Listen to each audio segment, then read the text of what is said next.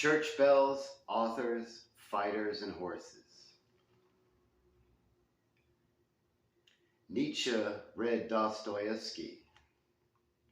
But did Dostoevsky ever read Nietzsche? Fraser knocked down Ali. Ali never once put Fraser down. After 3 epic battles, Ali retained his crown. Where is the hottest spot burning in the sun? Does any of this matter to anyone? Before one thing ends, another has begun. Will a horse run faster with the right shoe on its hoof? Did Shirley Jackson ever read Virginia Woolf?